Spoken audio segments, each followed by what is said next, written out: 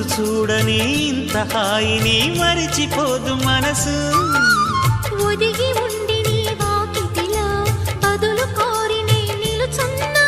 దారి తెలియని చీకటిలో వెలుగు చూసి కాదంటానా.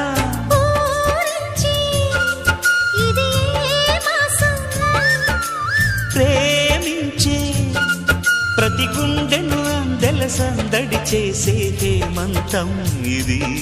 మన సొంతం అయినది. కిలకిల నవ్వే కోయిల కోసం వచ్చింది మధుమాసం. మిలమిల